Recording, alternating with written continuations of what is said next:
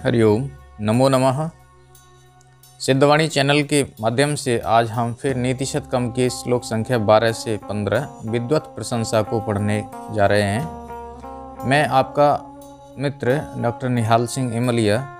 आज इस व्याख्यान में हम बात करेंगे परीक्षकों के द्वारा सही मूल्यांकन क्यों नहीं। ऐसा धन कौन सा है जो कभी भी चोरी नहीं हो सकता, चोर उसको देख ही नहीं सकते। ऐसे कौन व्यक्ति है जो लक्ष्मी की परवाह नहीं करता, लक्ष्मी जिनके सामने तिनके के समान है। और ऐसा कौन है जो दूध और जल को भी अलग कर सकता है और उसके इस गुण को कोई भी उससे छीन नहीं सकता। तो करते हैं इसी वीडियो में इनकी बातें। श्लोक संख्या 12 है। शास्त्रोपस्कृत शब्द सुंदर गिरह शिष्य प्रदेयागमाः विख्याता कवयो वसन्ति विषये यस्य प्रभो निर्धना तज्जाड्यं वसुधाधिपस्य सुधियस्त्वर्थं विनापीश्वराः कुत्स्याः स्युः कुपरीक्षकै न मणयः ययि अर्घतः पातिताः। यहाँ शास्त्रोपस्कृत, शास्त्रों के ज्ञान से जो उपस्कृत हैं, जो संस्कारित हैं, ऐसे शब्द सुंदर गिरह, शब्द और उन शब्दों से युक्त जो सुंदर गिराएं हैं, वाणी हैं, शिष्य प्रदेयागमाः, और शिष्यों के लिए प्रदेय देने योग्य आगमाः, शास्त्रों का ज्ञान, विख्याताः कवयः वसन्ति विषये यस्य प्रभोः निर्धनाः, ऐसे ज्ञान वाले विख्यात कवयः यानी प्रसिद्ध जो कवि लोग हैं वो वसन्ति विषये बसते हैं, विषय में, विषय का अर्थ होता है राज्य में, यस्य जिसके किसके प्रभो हो, प्रभु के यानी राजा के, ऐसा निर्धनाः विख्याताः, निर्धन कवि जिस राजा के राज्य में बसते हैं। तज्जाड्यम वसुधाधिपस्य, इसमें और किसी का दोष नहीं है, उस विद्वान का कोई दोष नहीं है।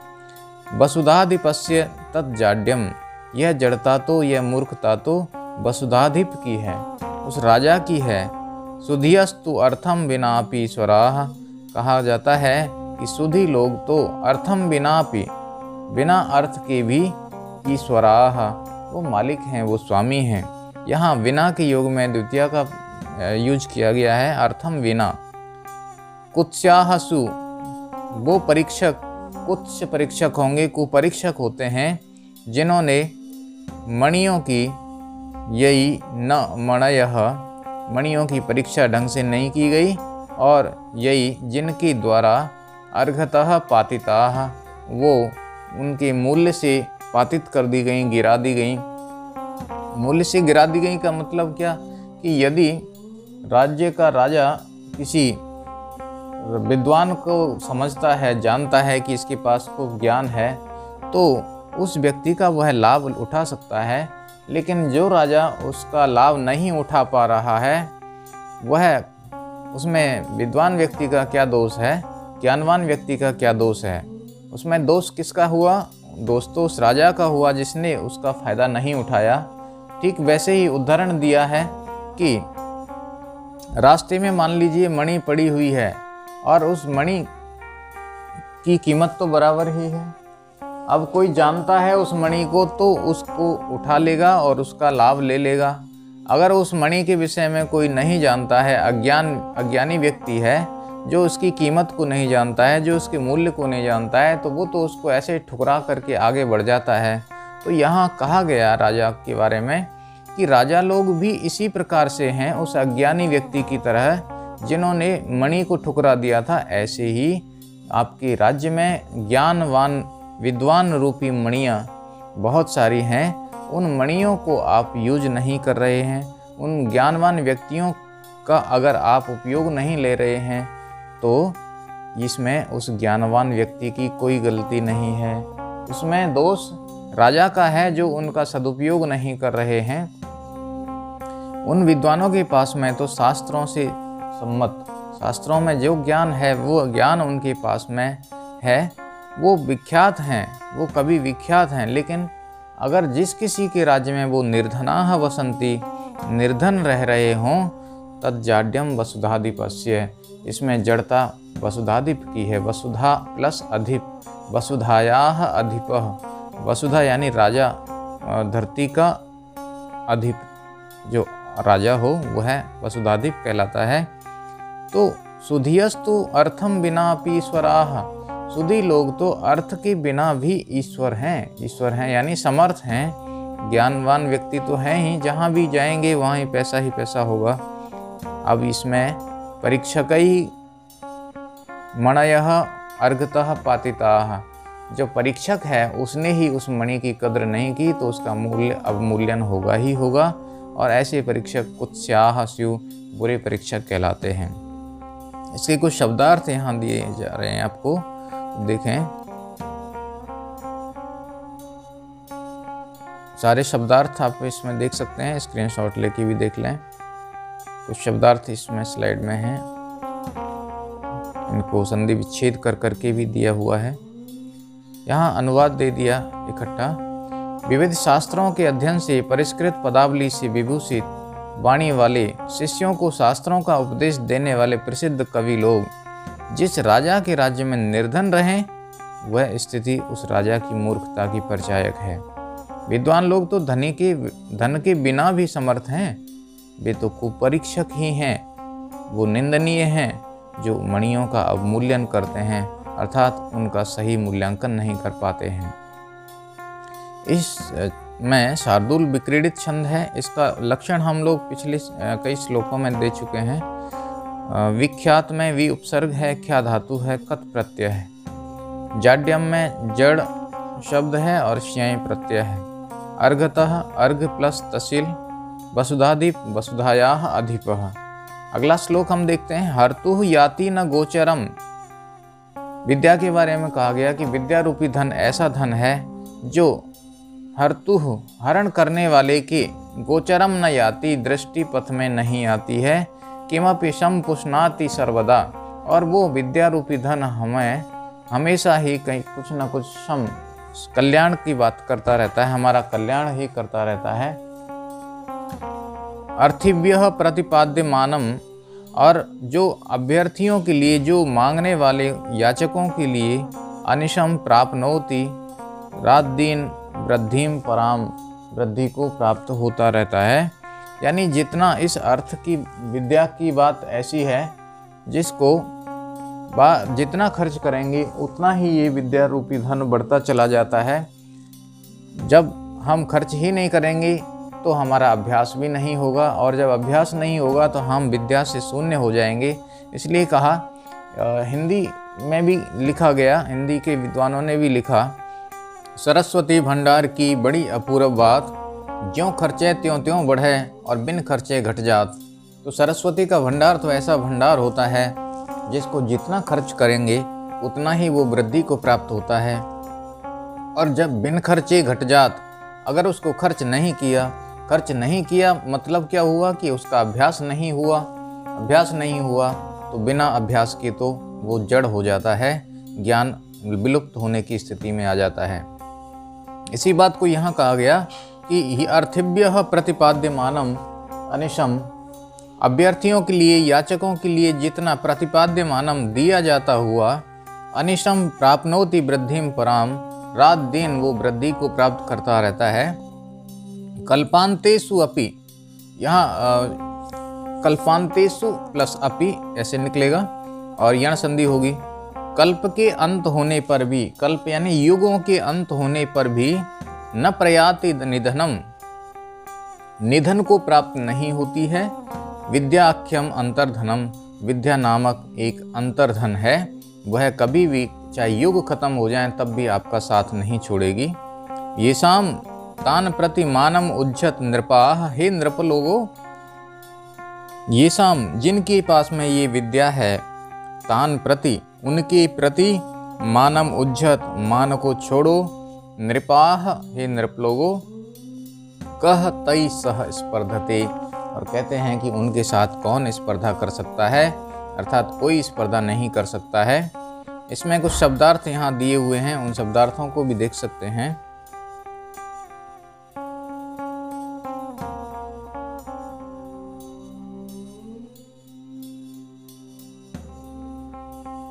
हाँ, आगे चलें अनुवाद में। जो विद्या नामक धन है वह चोर की कभी दृष्टिगोचर नहीं होता, अर्थात वह चोर भी उसको नहीं देख पाता। जो सदा मनुष्य का हित या सुख बढ़ाता है वो हमेशा ही भला ही चाहेगा, निरंतर विद्यार्थियों को देने पर बढ़ता ही जाता है।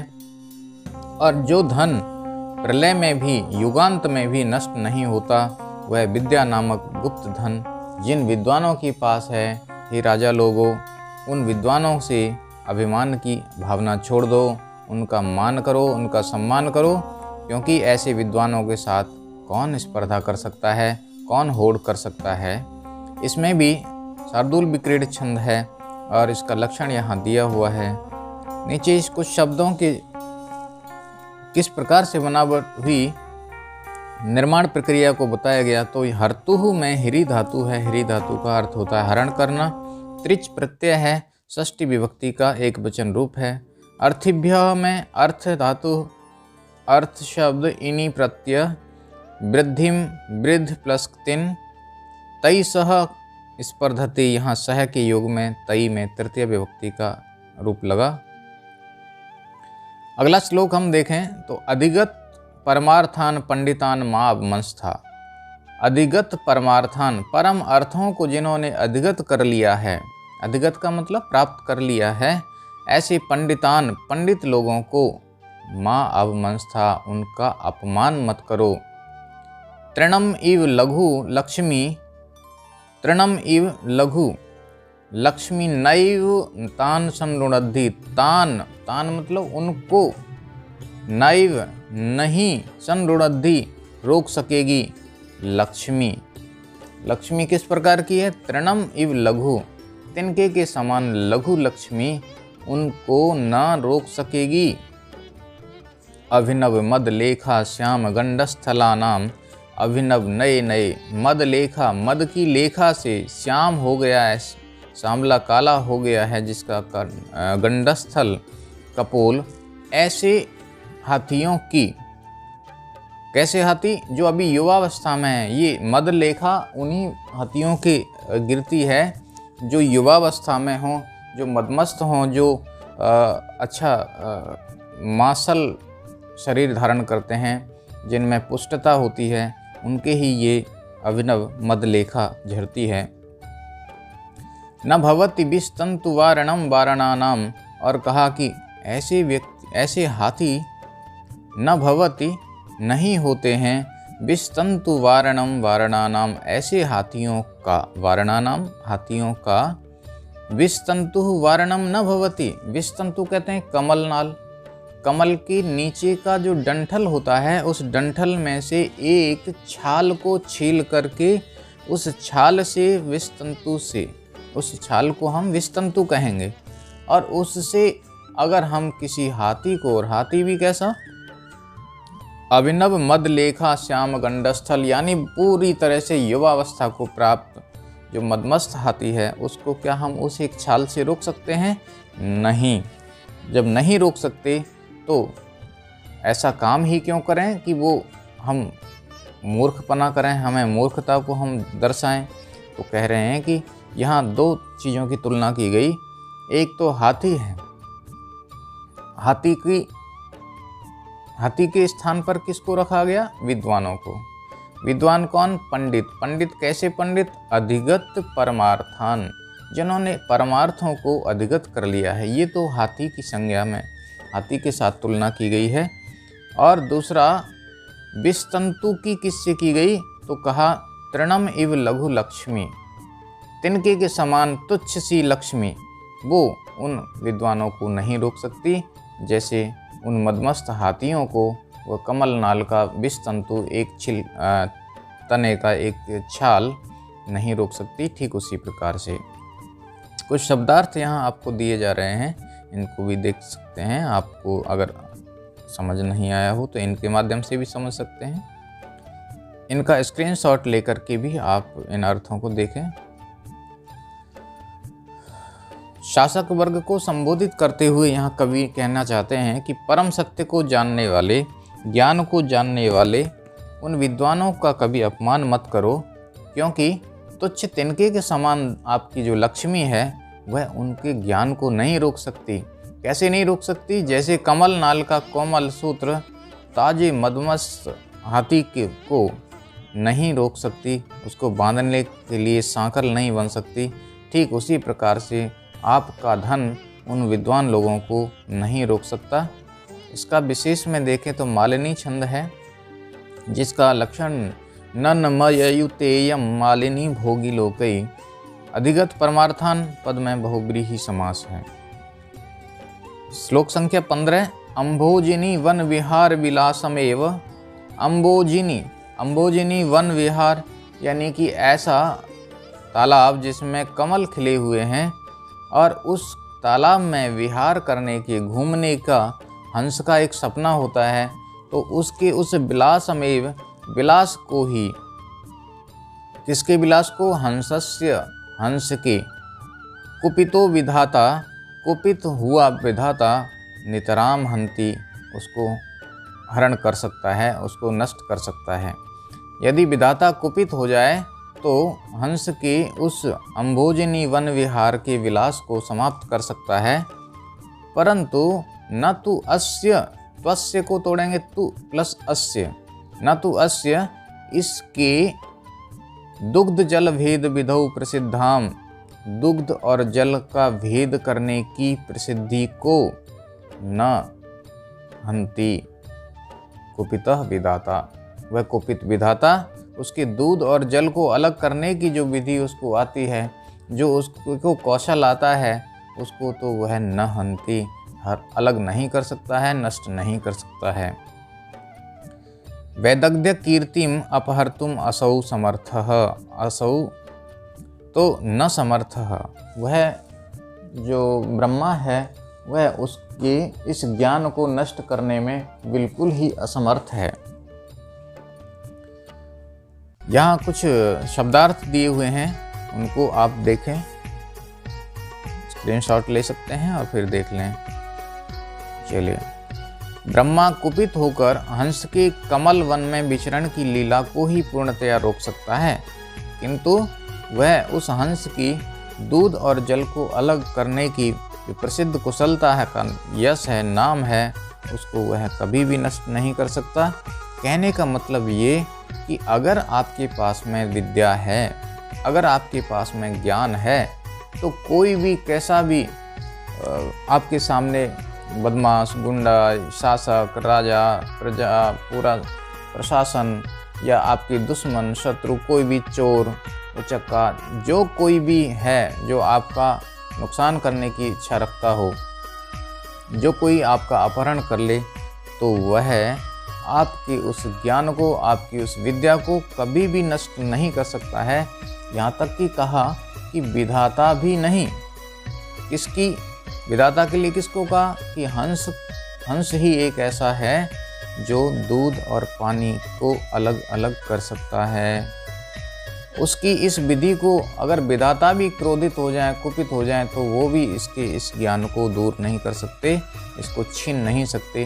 तो क्यों ना हम भी ऐसा ही धन ग्रहण करें, ऐसा ही काम करें जिससे हमारी विद्या रूपी धन को कोई चुराए ना, छीने ना, चाहे कोई कैसे भी संकट आ जाए। इसमें वसंत तिल का छंद है। उक्ता वसंत तिल का तबजा जगऊग, ये इसका लक्षण है। विधाता विधा त्रिच प्रत्यय है। ये यहाँ तक हमने इसको देखा। दोस्तों, आपने इस वीडियो को देखा, अगर आपको अच्छा लगा हो तो इसे अपने दोस्तों को भी भेजें, क्योंकि अगर आप अकेले ही लाभ उठाते रहेंगे तो आपके दोस्तों का हल कौन कराएगा, दोस्तों का हित कौन कराएगा। और जैसा कि श्लोक में कहा भी गया था कि सरस्वती भंडार की बड़ी अपूर्व बात, ज्यों खर्चे त्यों त्यों बढ़े, बिन खर्चे घट जात। अगर आपने इस विद्या का प्रसार नहीं किया तो आपकी विद्या आपके पास ख़त्म हो जाएगी। इसको प्रसारित करते रहें। अगर आप हमारे चैनल पर नए हैं, चैनल को सब्सक्राइब कर लें और ऐसे ही वीडियो देखते रहें, पढ़ते रहिए, मज़े से रहिए, आनंदित होते रहिए। धन्यवाद। नमो नमः।